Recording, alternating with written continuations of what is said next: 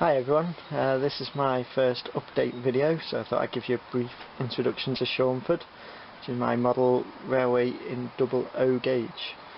My hope is that these videos will demonstrate hints and tips given by those doing other videos such as Glebe Road Junction, Everard Junction, Dean Park Station, Five Elms, just to name drop a few that I watch with interest. The hints and tips that they give are certainly being used by amateurs like myself, and I also hope that it shows that you don't have to have excellent layout skills to have a reasonable layout, or at least that's my hope. And I also record for me and anyone else interested just the progress that I make on the layout. So Shornford, as I've added in the description on my channel, is a fictional town. It should probably be based just in the northwest of England, perhaps as a branch off the West Coast main line, with Crewe, Liverpool, Manchester to the north on the main line, Birmingham, London to the south, with slower routes to stations in North and South Wales. In case you were wondering, the layout, the name comes from when I used to play an old favourite game of mine called Transport Tycoon Deluxe. They make fictional town names for that game, and I think it was one of the first times I'd made quite a bit of money, so it's just stuck with me. And with places like Hertford and Winsford on the Liverpool to Crewe route, it just seems to fit quite well with the layout. So, and the other thing that's good about it is there's not actually a town called Shornford, so there's no confusion there. So I'll just tell you a bit about the layout. So the layout then it's a loft layout, as you can see. It's made up of a large station with a town scene at the end there.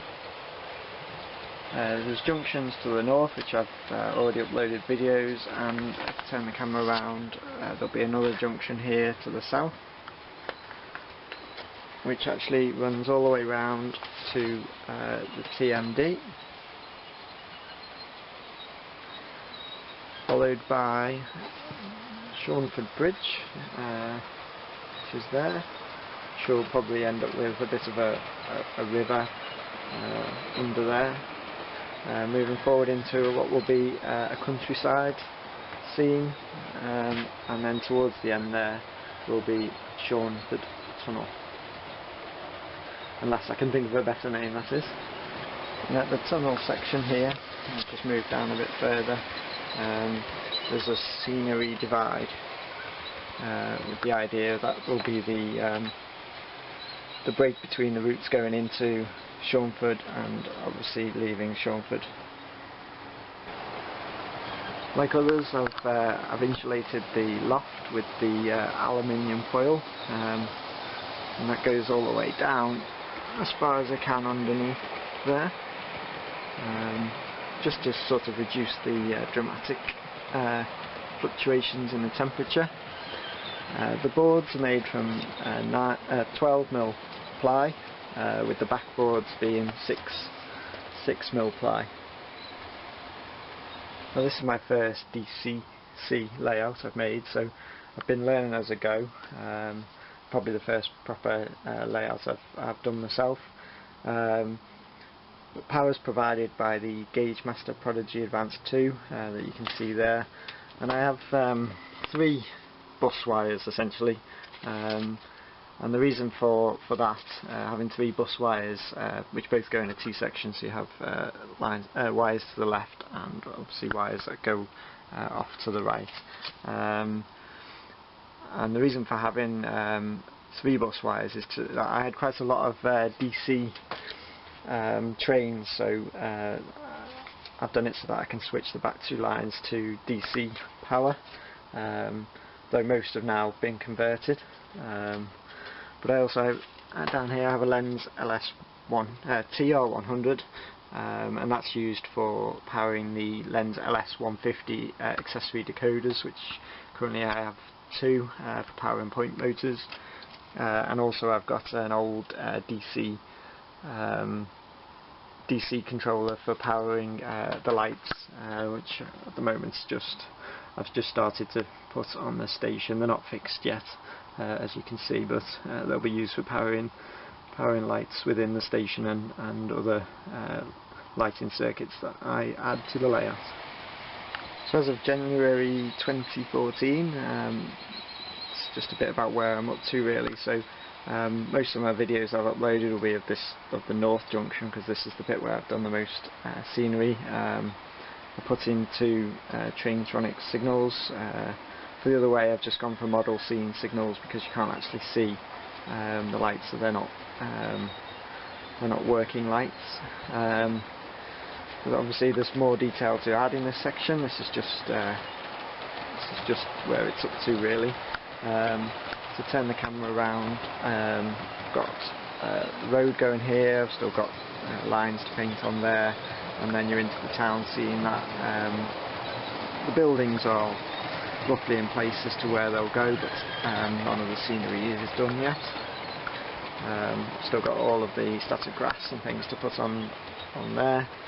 And then we're into the station, which, as you can see, there's plenty of work to be done on there, but it just gives you the idea of the size of it, because it's quite a large station. Because I thought with the length that I've got, I'll try and have realistic lengths to the trains that I've got. I'll just move a bit further down and show you my plans. The TMD area. So just before I move down to the TMD area, this will be the South Junction, and I've worked a bit on trying to make this curve a gentle curve. I've still got a bit of work to do here still, but the idea was that this would be a gentle curve, but with all the points I've put in there, then it's kind of become a bit steeper than what I want. So I might rework this junction a little bit, but the ultimate aim was to allow trains to run from 2 trains to run from the back 2 lines to the front lines at the same time. So there's plenty of points to allow you to do that, and also it gives great access to the TMD area, which is just to the right here. But trying to keep this curve as a gentle curve, I may rework some of the points and try and reduce the number of points down, also to make it easier for the if I decide to put the point motors in, but we'll see. So this is the TMD area. Plenty of work again to be done here. I'm just looking to put some sort of industrial estate around it, as you can see from these buildings that are just sort of placed in a location that might do. Then you've got 2 lines where the Voyagers just go in there, that go around the back. As I've seen a lot of layouts with this loft, with this loft shape that have done that. It's quite interesting how we seem to have done very similar things. And just round the back, I do store a couple of trains. I've got a couple of points which I've got, just to bring the camera around, I've just got a piece of board that doesn't come all the way, just to give it easier access to get underneath to get to those trains. So yes, plenty of work to be done here, but it's just I'm trying to make a place where I can also store just a short couple of DMUs, maybe have servicing platforms, the small platforms that normally go along to service the trains between use. So the bridge section, as I've already mentioned, I'll probably have a bit of a river just running under there. Maybe under one of the arches I'll put a bit of a farm track or a road. But I've just lowered a board there just so that I can create some different levels to the layout. It's quite easy just to put all the lines down on the level board, but I quite like to be able to just look up as many lines run on embankments, so that's what I'll look to create there. Just so that you can see it, just then we'll run down to a countryside section. I might put a bridge at some point, because I'm probably going to raise the level of the land just for where the trains go behind the board. I've seen people put tunnel entrances there, but I might try and just disguise it with a bit of a bridge as it disappears off around the back, but it does mean that the scenery layout will need to be just a little bit higher.